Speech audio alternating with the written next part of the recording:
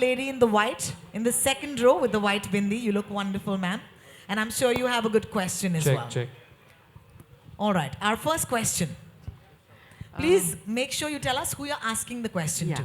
राकेश जी, आपसे सवाल यहाँ यहाँ है राकेश जी। रंग दे बसंती के बाद आपने दोबारा इस तरह से एक अतीत की बहुत खूबसूरत सी कहानी को वर्तमान के साथ जोड़ा है। ऐसा करते हुए एडिटिंग टेबल पे आपको खुद से लड़ाई करनी पड़ती है क्या? ये सवाल एक्चुअली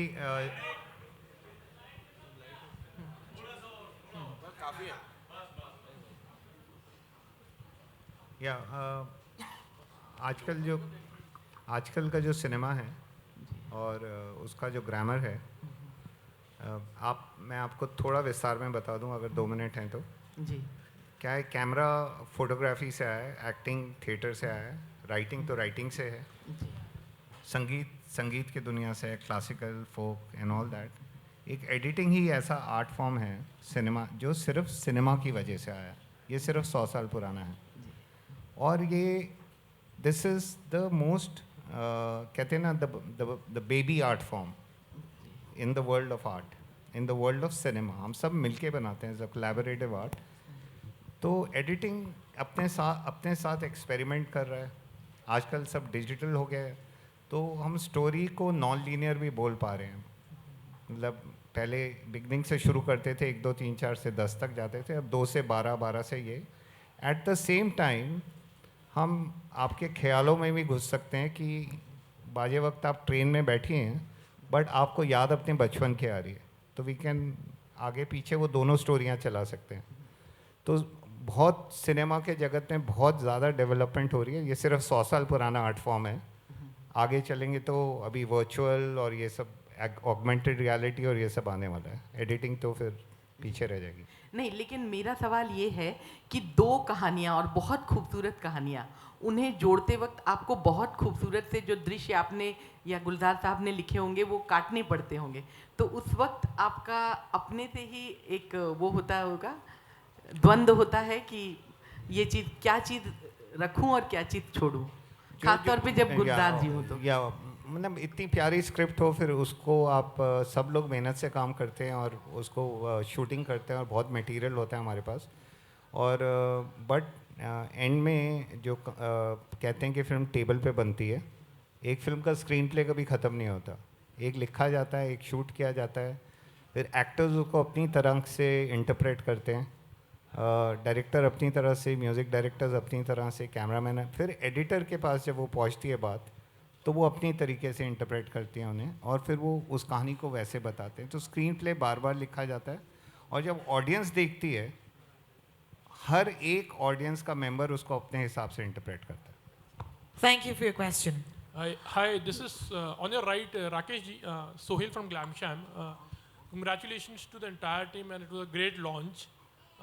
मेरा सवाल है कि जैसे आपने कहा कि मिर्ज़ा और साहिबा की जो कहानी है पहले की और आपने आज उनको रिलेट करने की कोशिश की, हर्षवर्धन को आपने ऐसे नहीं सोचा कि उनके फिजिक पे थोड़ा वर्क कर दिया जाए, मतलब you know with having some muscles also, that thought had come in your mind? Could you talk? And Harsh also, Harsh से हम पूछना चाहेंगे कि वो अपने डैड की तरह ही you know like he also has maintained himself right from Sohail, ji.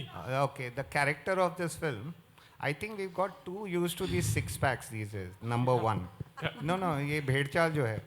Number 2, Mirza's character was not that of a boxer. Neither.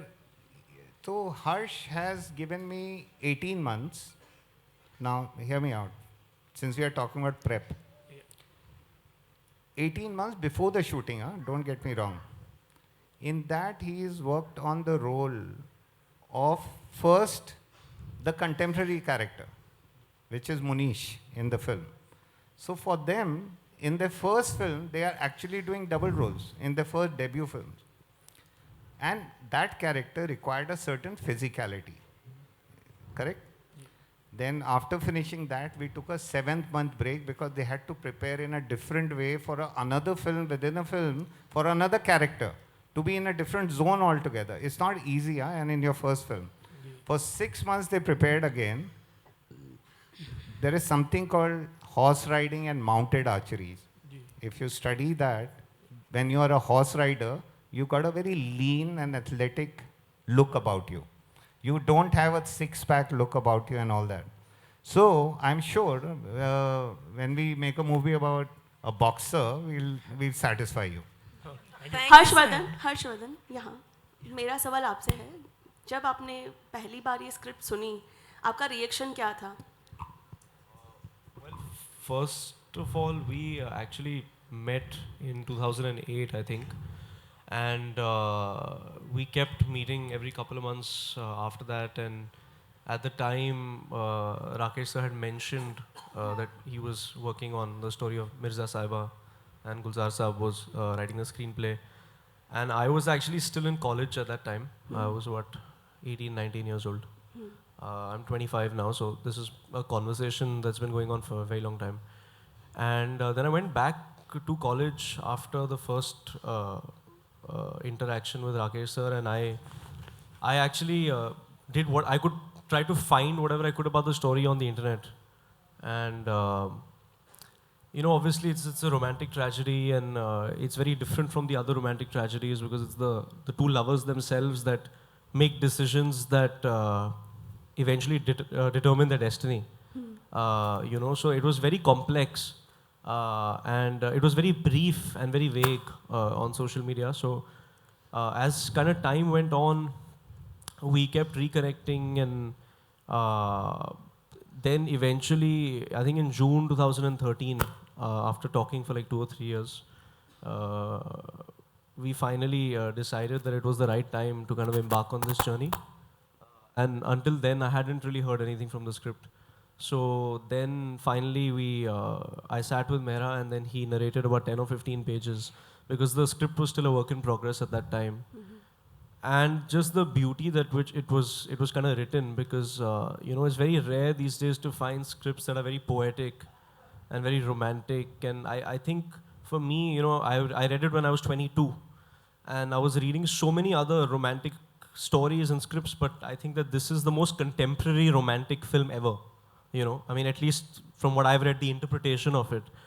You know, so I was completely blown away. It's one of those things that you hear it and you're like, I have to, I'll give anything to be a part of this film. You know, I mean, it's romantic, it's complex. You get to play 2 characters. It's poetic, it's visual, it's musical. So it's like a fever dream. You know, so it's a dream. कितना difficult था आपके लिए इस character को निभाना तो actually 2 किरदार है, एक है आदिल का और एक है मिर्ज़ा का. तो first we worked on Adil a lot. Actually, we worked on both simultaneously, and when I heard the story, I knew that you know, the whole film depends on my ability as a rider and an archer, because Mirza is the best, you know, and I'd never been on a horse, so it sounds very easy, but actually when you start doing it, you know, and then you know the script, so you know how sir is going to shoot it. It's not like other films where, you know, you're cut to a close-up and then you cut to the stunt double. It's not one of those films. You know, I knew the level that I had to kind of reach to, and I moved away to Delhi for 6 months first, because you know, Bombay doesn't have too many places where you can learn that skill. So I learned the basics there for 6 months, and I had a lot of falls. Then I came back, then we continued, and you know, I mean, it's a 20-minute answer. I can't really sum it up for you, but you know, But no, well done. it was basically very difficult. Thank you, Harsh. sum it up. Thank you so much. Is there a question for Sayami? Is there a question for Sayami? Yes, ma'am, in the blue. Go for Hi, it. Sayami. Hi, namaste. Namaste. You both looking very stunning. Thank you so My much. question is for you and Harshvardhan both. As we just heard, Anil ji said कि Kapoor Parivar has given a greatest contribution to the films, and so is you. Thank you. Your family is also very much connected and given a lot of contribution industry. आप दोनों कितना pressure महसूस करते हैं इस वक्त? Film release पर है और बहुत ज़्यादा लोग आपसे उम्मीदें रखे हुए हैं.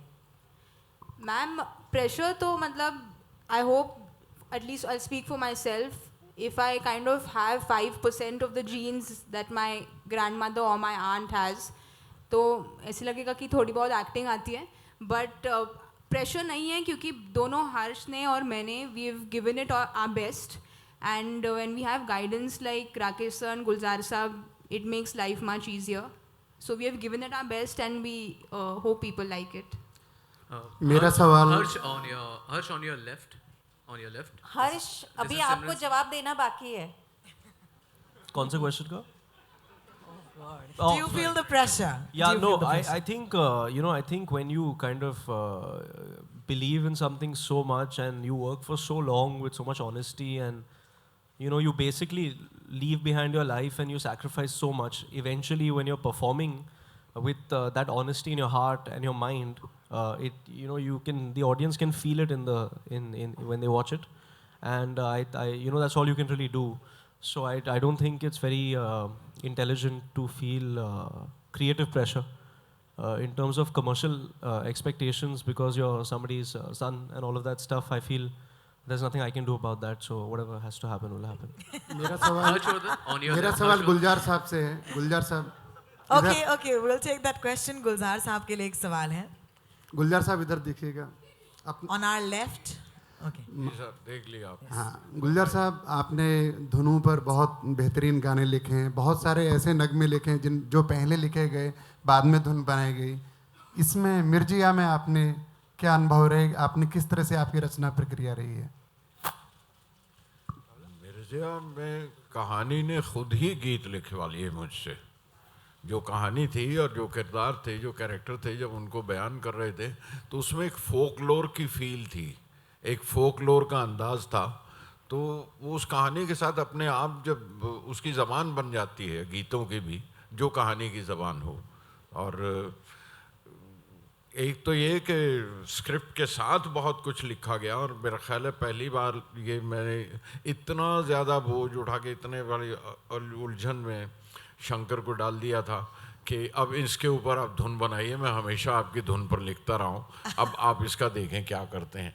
और उनका ये है कि मैं जैसे उस वक्त बात करते हुए भी मैंने कहा कि ये भरे हुए हैं पूरे मेलोडी से, इनको ज़रा सा हिला दो तो मेलोडी निकलने लगती है और बाहर आने लगती है. और बस वो उसके बाद मैं ओक सामने रख लेता हूँ जमा करने के लिए. और कहीं कहीं उन्हें ये कि अल्फाज दिए, उन्होंने धुन भी बना ली, वहीं की वहीं बना ली और उसके आगे की धुन बना ली, उससे अंतरे बना लिए. तो फिर then you have to follow it. It's a 2-way journey. और वो अगर आपने थोड़ा रियाज किया हो पिछले सालों में तो फिर आप शंकर के साथ काम कर सकते हैं. क्या बात है. शंकर साहब आपसे सवाल है. हर्षवर्धन शंकर सवाल है. Sorry, could I please complete the answer? गुलजार साहब से आप काम कर चुके हैं, पहले भी कर किया आपने. नित नए गुलजार, क्या अनुभव रहा आपका काम करने का? मैं ये कहूँगा कि वो हमेशा ही नया गुलजार हैं. हमारे लिए every day is a new experience, every day is a new surprise, and कुछ ना कुछ हम लोग रोज़ सीखते हैं इनसे. तो इट्स बिन मैं क्या बताऊं कि all I can say is हम लोग सब बहुत अपने आप को बहुत लकी समझते हैं कि we are in an era where we are able to work with a maestro like गुलजार साहब. क्या बात है. Thank you so much, Shankar sir. Sorry, before the next question, I must say, these are begging for my attention. Daler Baji, you're a legend. You're back on the scene right now.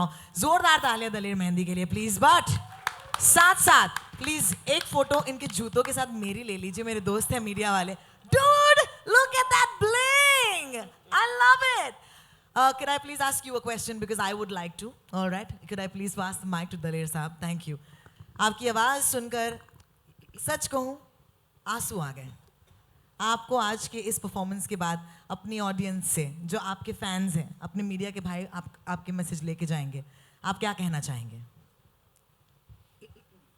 मैं बहुत बहुत शुक्रगुजार हूँ राकेश मेहरा जी का कि जो ये believe रखते हैं, प्यार करते हैं, आवाज़ को पसंद करते हैं.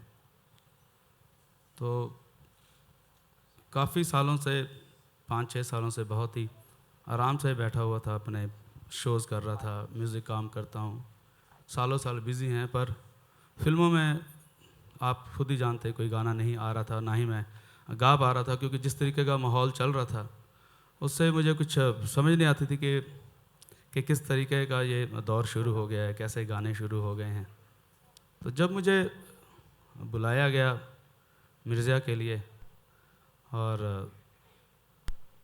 मैं मुंबई आया, और मुंबई आकर स्टूडियो में शंकर एहसान लोई साहब, गुलजार साहब बैठे हुए थे, और पहुंचा जी, हाँ जी मुझे क्या गाना है। तो मुझे शंकर जी ने कहा कि आपने स्टोरी को, ये एक हो रही है और आपने स्टोरी लाहौरों की बस्ती है, इस तरह आपने बताना है स्टोरी को। तो मैं 15-20 मिनट बहुत ही सोच में पड़ गया कि मैं किस तरह बोलूं, क्योंकि मेरी आवाज़ जो है वो गाने के लिए तो है, लेकिन उतनी अच्छी नहीं है जैसे ओम पुरी साहब, गुलजार साहब की आवाज़ है। लगता है कि फ़रिश्ते बोल रहे हैं, बहुत कमाल। तो मुझे लगा कि मैं नहीं बोल पाऊँगा, और फिर मैं सोचा कि अब थोड़ी देर और बिताया, तो इन्होंने कहा कि अच्छा ये आप फिर साईं जहूर जी की बहुत बहुत अच्छी आवाज़ जो शुरुआत वो करते हैं मिर्ज़ा में, बहुत सूफ़ी फ़कीर हैं, बहुत अच्छा नाम है उनका सूफ़ी में, तो उनकी आवाज़ सुनाई। फिर कहा कि इसमें आप ये 2 लाइनें ऐसे ऐसे आप गा दीजिए, वादियाँ दूदियाँ कोहरे की। तो वो मुझे बहुत अच्छी लगी। तब मैंने रिदम वगैरह बिल्कुल नहीं सुनी थी कि कैसी रिदम में क्या है, और वो मैंने गाना गाया। फिर जब मैं वहाँ से निकलने लगा तो मुझे लगा, मेरे दिल से एक आवाज़ आई कि मिर्ज़ा अगर हो तो वो कैसा हो, कैसी उसकी पहचान कैसी होनी चाहिए, किस तरह उसे बुलाया जा सकता है। तो मैंने फिर गुजारिश की गुलजार साहब को, राकेश जी को, शंकर जी को कि मैं एक लाइन मिर्ज़ा साहब अगर गाना चाहता हूँ तो अगर आप बोलें तो बहुत बड़ी दरिया दिली है, क्योंकि इतने बड़े कलाकार हैं, उनके सामने कुछ कहना बहुत छोटी बात हो जाती है। और मैंने कहा जी ठीक है आप कीजिए। तब रब जानता है कि मुझे लगता है कि ये हर्षवर्धन जी, श्यामी जी, इनकी तकदीरों की वजह से ये सारे हम लोग जुड़े हैं, और इनकी तकदीरों की वजह से एक इतना बड़ा काम है। क्योंकि मिर्ज़ा साहिबा जी मिर्ज़ा साहिबा बहुत छोटा सा टॉपिक नहीं है, बहुत हम भी बचपन से सुनते हैं यहाँ पे आप सब ने, लेकिन इसे बोलना, इसे कहना और इसे गाना अगर रब की मेहर हो तभी हो सकता है। कि ये बहुत बड़े और सच्चे आशिक हुए हैं, हीर रांझा, सोनी महिवाल, तो इनके ऊपर गाना। तो फिर इन्होंने कहा कि ठीक है आप गाइए।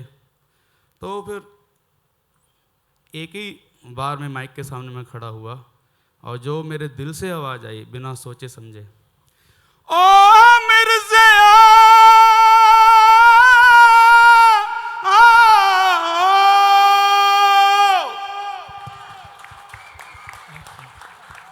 और उस चीज को 4 चांद लगा दिए शंकर एहसान जी की टीम ने। गुलजार साहब के बोल हैं और राकेश जी के। तो मैंने तो बहुत एक ही लाइन छोटी सी गाने की कोशिश की और रब ने गवाई। फिर मैं बहुत बहुत शुक्रगुजार हूँ कि इनकी वजह से आज जो म्यूज़िक इंडस्ट्री का जो एक रुख है, दौर है म्यूज़िक इंडस्ट्री का, म्यूज़िक है वो मिर्ज़ा की वजह से बिल्कुल चेंज हो गया और बहुत साफ़ सुथरा और खूबसूरत प्योर इंडियन, ये जो गाना आप सुनेंगे ये प्योर इंडियन म्यूज़िक है। ये वादियाँ दूदियाँ कोहरे की, ये जो गाना पूरा चल रहा है, इसमें कहीं भी आपको वेस्टर्न या कहीं से यहाँ से म्यूज़िक चुराया वहाँ से चुराया बिल्कुल नहीं। एक इंडिया की रूह है, प्योर इंडिया का म्यूज़िक है और पहला म्यूज़िक है। तो मैं बहुत बहुत शुक्रगुजार हूँ आप सबका और मीडिया का भी, और जितने भी फैंस हैं जिन्होंने सर आँखों पे बैठा लिया। और हम चाहेंगे कि इसी तरह आप इन दोनों स्टारों को, हम सबको ब्लेसिंग दीजिए कि और इसी तरह अच्छे अच्छे काम करते रहें। शुक्रिया, thank you. My favorite man. All right, thank you. On your left, Next. Harsh on your left. This is Simran Singh from Book My Show. First of all, congratulations to you and your team for the fantastic, mind-blowing film. Thank you very much. My question to you is, your dad just said that you are very different from him. So how much do you agree on that? Is it true that you are different from him, or what do you want to say about it? I don't think I'm the best person to decide that. You know, it's very difficult to have an opinion about yourself. But I think the only way you can define, I mean, at least in my situation, is define my own personality is by the characters I decide to take up. or actually I get lucky enough to play, and that is something that will happen over time. So you know, I think that's a question that will be answered over time. You know, if as and when people get to see my films and stuff like that. Hi Harsh and Gulzar Sayami, साहब, over here straight. Gulzar साहब, Straight towards straight. My over here. My question to you is, you know, stars like Amir Khan, Amitabh Bachchan, Salman Khan have tweeted about your film, the trailer of your film. So how do you feel when stars speak about the film, and how much do you think that helps the film in building up the hype around the film? Both of you. I think at the end of the day, it just comes down to how honest and good the film is. To be honest, and I mean, there's so many incredible people working on this film. I mean, it's only my first film. I'm an unknown, but there are so many incredible people working on this film, and I think it's because of that. So we're extremely thankful and that they've liked whatever they've seen so far from the film, and then I hope they like the film when they see it. But it's a huge blessing, and it definitely does help. And very grateful for it. गुलजार साहब, प्रशांत Pandey, ETV Hindi और उर्दू की जानिब से, जिस तरह से हम देख रहे हैं कि एक लोक कथा, उसमें लोक संगीत और गीत सब कुछ नज़र आ रहा है, एक ऑब्जर्वर के तौर पे कैसे देख रहे हैं कि एक फोक जो है वो अब ग्लोबल हो चला है और बहुत ही रीच उसकी बढ़ रही है, ये जो तब्दीली आई है संगीत में या गीतों में, उसे आप एक ऑब्जर्वर के तौर पे कैसे देखते हैं? मैं समझा नहीं कि उसमें तब्दीली क्या आई। जो आजकल फोक ग्लोबल हो चला है, उसे आप कैसे देख रहे हैं? लोगों तक पहुंच रहा है फोक गीत संगीत?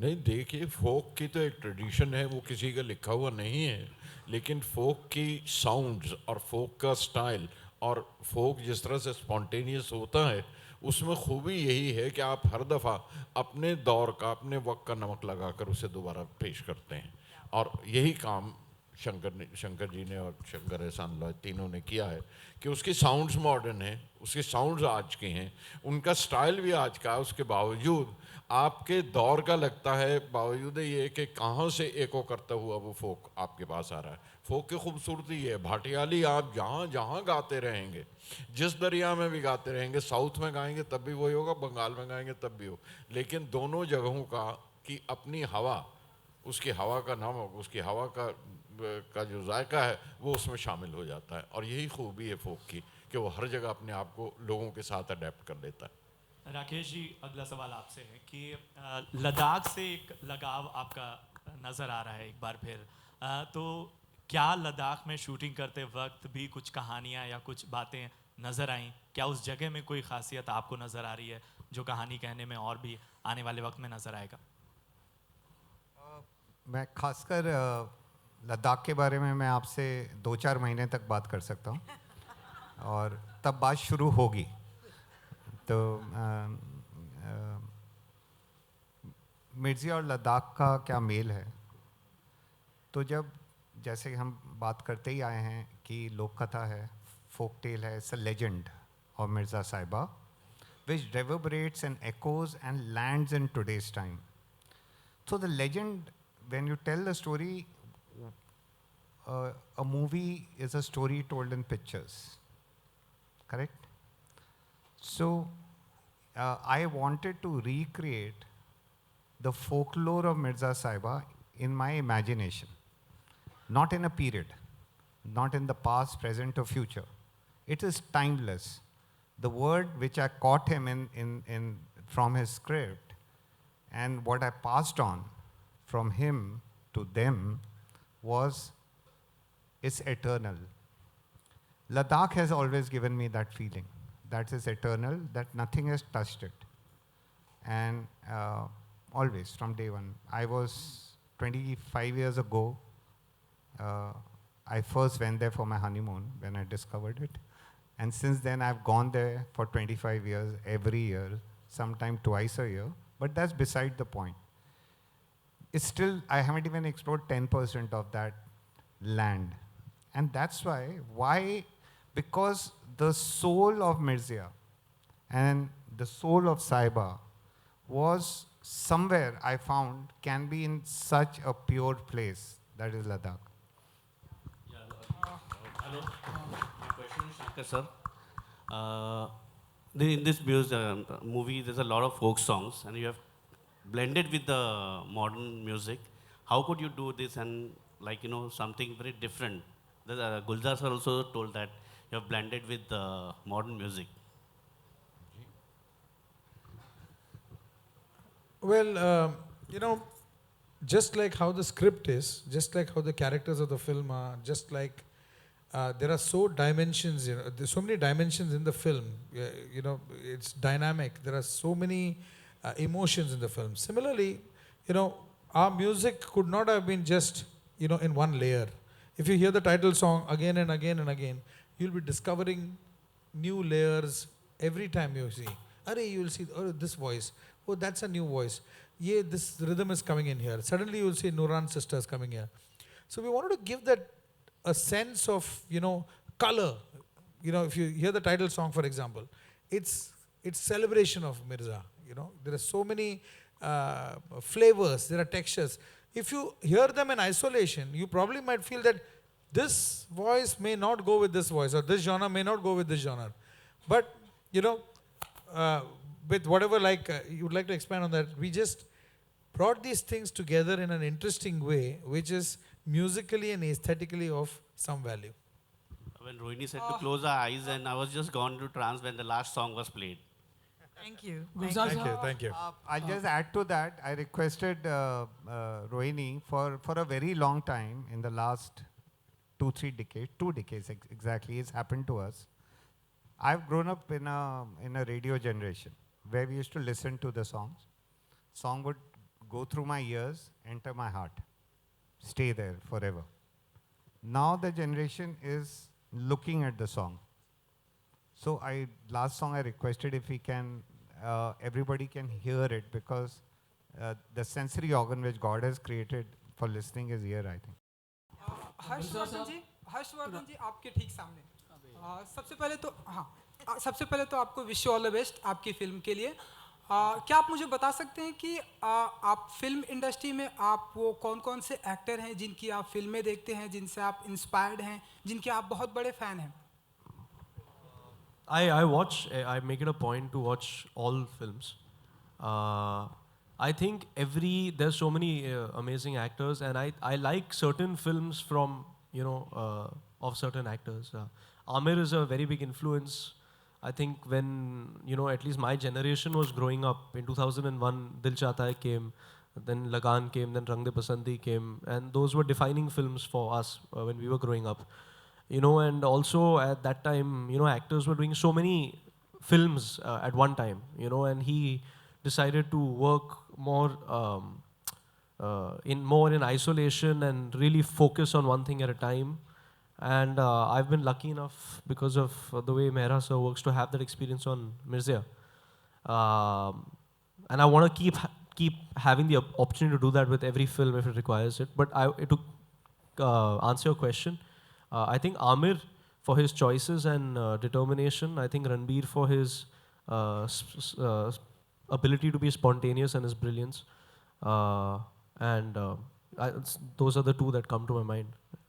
हर्षवर्धन जी, आपको नहीं लगता कि आपका कंपटीशन खुद आपके डैडी से होने वाला है, क्योंकि जिस तरह से वो डे बाय डे परफॉर्मेंस करते जा रहे हैं, वो बूढ़े नहीं हो रहे, हम सभी देख रहे हैं। तालियां, अभी स्टेज पे देखा हम और आप और आपके डैडी भाई भाई लग रहे थे, तो आपको नहीं लगता?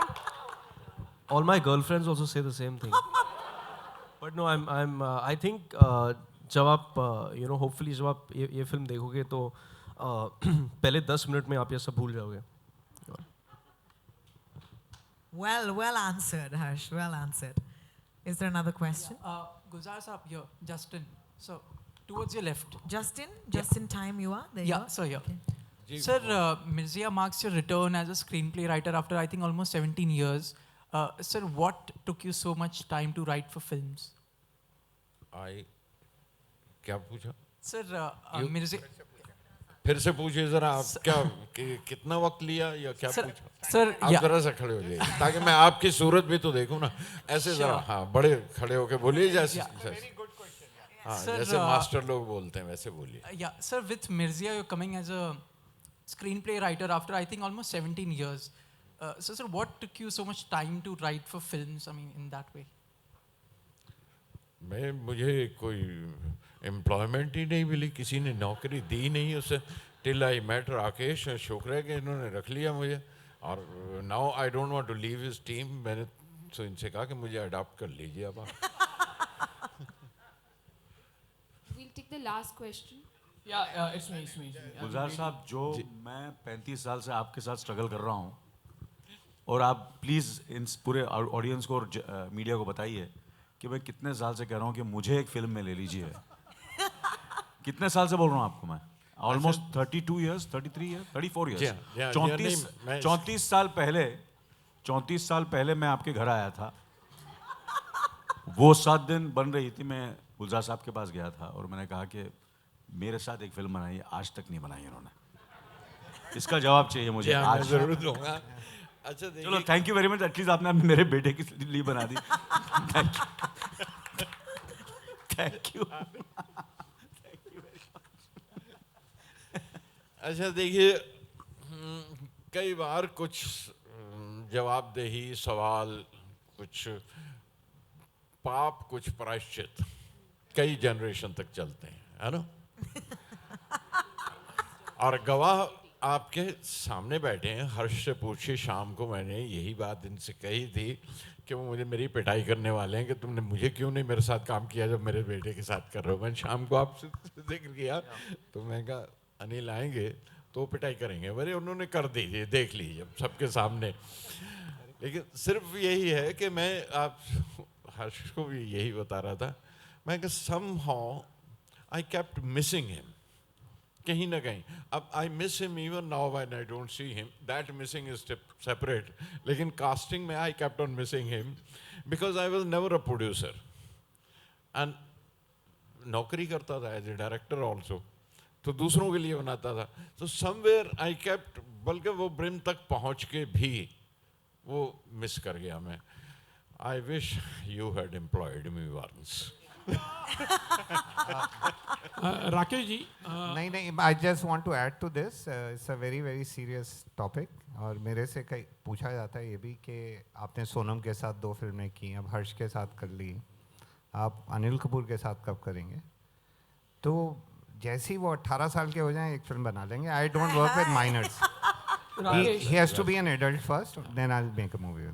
राकेश जी, आपने जैसे कहा कि मिर्ज़ा की जो सोहेल अगेन साहिबा जो तीर तोड़ देती है, उसका जवाब आपने कैसे दिया? I don't know how in the film. और दूसरी बात है कि वो जवाब मिलने के बाद किसे कास्ट करना, how was that journey actually, no मतलब to take up fantastic, absolutely amazing. But then you had it in mind कि you wanted a newcomer, और हर्ष आपके ध्यान में था पहले है, वो जर्नी के बारे में कुछ बताओगे सर? You know, हम लोग सोचते हैं, कई बार सोचते हैं, और ये मेरी 5वीं फिल्म है, ज़्यादा नहीं बनाई मैंने 15 साल में। कई बार सोचते हैं this word called I did this, I wrote this, I directed it, I casted him, I thought of that, this is my tune, all that. Not really. I feel that this is somewhere there is destiny, and somewhere the right thing has to happen if you trust something which is larger than you. So I always trust that. And that might sound like philosophy to you, but on a practical, on a logistical way, I trust my instincts a lot. And that small voice inside you is actually the loudest. Normally we let it drown in this whole confusion around us, a lot of noise. My instincts took me to his door. He lives just 30 meters away from him, but it took me 35 years. My instincts took me to both of them, and destiny brought us together. It was instincts, nothing else. I can give you 101 reasons. I won't be able to sleep tonight by giving those reasons, because I'll feel I haven't told you enough. There is something more. We just didn't make a film together. We spent the last 3 years together. Our life is today less by 3 years since we first met. So there's a lot more than that. I wish I'm able to explain it to you. better someday, one of these days in my office, over coffee, over a drink, whatever.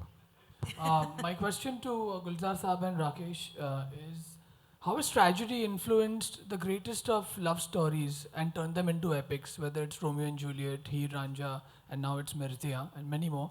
But do you think tragedy has influenced to make love stories kind of, Great. Great, yeah. Great. मुझसे पूछ रहे हैं आप या राकेश जी से? Yeah, both of you, I mean. नहीं, दोनों कैसे जवाब देंगे? Okay, then you, please. As a screenplay writer, yeah, you. One at a time. अच्छा, क्या सवाल? Question, please. Has tragedies influenced the greatest of love stories? Whether it is Romeo and So Juliet. when it's a happy ending, नहीं, it's not सवाल- so much fun for हाँ, our नहीं, friend. वो Yeah. सिर्फ यही है कि ये सवाल कई तरह से पूछा जाता है, जो मुझसे भी पूछे गए कि ट्रेजेडीज क्यों है, सारी ट्रेजिक क्यों है वो जो लव स्टोरीज हैं, और या वही क्यों बनाई जाती हैं जो ट्रेजेडी। उसकी वजह सिर्फ ये है कि वो उदासी बहुत देर तक सुलगती है, खुशी उतनी देर तक सुलगती नहीं है। खुशी फुलझड़ी की तरह जलती है, खुशी फुलझड़ी की तरह जलती है और ख़त्म भी हो जाती है, उसकी रौनक भी उतनी ही देर रहती है। लेकिन अगरबत्ती अगर जलाएं तो उसकी खुशबू देखिए कब तक रहती है और सुलगती रहेगी, वो सुलगती रहेगी। That's the difference between a happy ending and a sad ending. और क्या बात है। ये कहानी का जवाब का एक रुख था, मेरा ख्याल है दूसरे रुख के पूछ लीजिए, जवाब देने की ज़रूरत तो नहीं मैं समझता।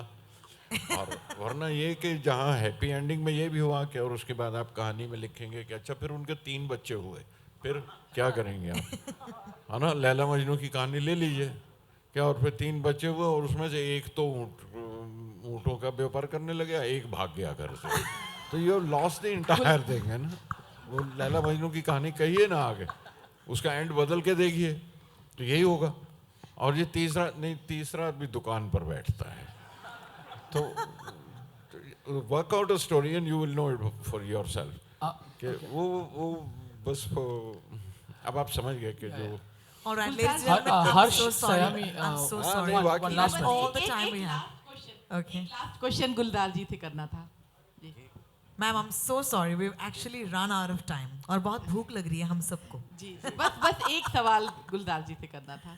गुलजार जी, यहाँ जितने लोग बैठे हैं हम सभी लिखने पढ़ने से जुड़े हुए लोग हैं, और हम प्राउडली बोल सकते हैं कि हम उस देश में लिखते हैं जहाँ गुलजार साहब की लिखनी है। बहुत बहुत शुक्रिया। मैं आपसे सिर्फ एक सवाल पूछना चाहती हूँ जो आप हम लोगों को गाइड कर सके कि आपकी जो रचनाएं हैं वो बहुत ही सादगी में बड़ी बातें बोल जाती हैं, तो क्या आपको ऐसा लगता है कि भाषा से ज़्यादा भाव की ज़रूरत होती है लिखने के लिए?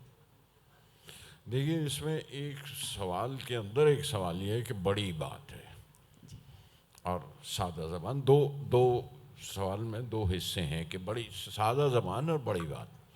सादा ज़बान सिर्फ मैं ये डिफेंड कर सकता हूँ खुद को और कह सकता हूँ कि जो बोलचाल की ज़बान है, जिस ज़बान में मैं आपसे बात कर रहा हूँ, कोशिश होती है कि मैं उसी ज़बान में कहूँ जो आप तक पहुँच जाए, और मुझे कोई थ्योरम नहीं बनानी है, कोई स्कॉलरली उसके कि कोई PhD करना है तो मैं बड़े बड़े अल्फाज इस्तेमाल करूँ। कोशिश यह है कि जिस ज़बान में फ़िल्म लिखी जाती, जिस ज़बान में किरदार बोलते हैं, कैरेक्टर्स बोलते हैं, उसी ज़बान में बात की जाए, जैसे इस फिल्म के भी है।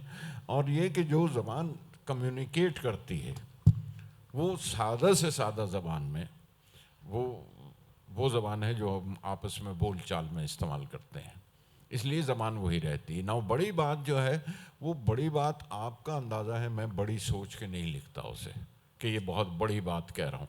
मैं जो बात एक्सपीरियंस है या जो जिस एक्सपीरियंस से गुज़रता हूँ उसे बड़ी ईमानदारी के साथ वही कहने की कोशिश करता हूँ जो महसूस करता हूँ। अब वो बड़ी है या देर तक रहने वाली है ये तो वक्त बताता है, तो वक्त के साथ ही वक्त इज़ द बेस्ट टेस्ट। तो बस उतनी सी बात है, वो बड़ी है तो शायद आपको बहुत बड़ी लगी हो, अब किसी को बिल्कुल अच्छी ना लगी हो, ये भी होता है। क्या बात है, क्या बात है। और वक्त के साथ ही हमें चलना चाहिए. I am very, very grateful to all our friends from the media. I know you need more pictures and we'll try and do that. But thank you so much. और जाने से पहले, before I ask my wonderful cast and crew to take a bow once again as we say bye-bye to you, एक line है गुलजार साहब की लिखी हुई और वो है कि किताबों पर धूल जमने से कहानी कहाँ बदलती है. So I am going to leave you with that thought tonight. And of course, our friends, this is your last opportunity for this evening. उम्मीद यही होगी कि मिर्ज़ा साहिबान की कहानी आप ले जाएंगे अपने थ्रू इन सारे करोड़ों हिंदुस्तानियों के दिल तक. Thank you and thank you so much for giving us all your time today. Don't forget the 7th of October. Mirza और साहिबान आपका इंतजार करेंगे. ईद से लेके दशहरे तक का सफर ये आप और मैं तय करेंगे.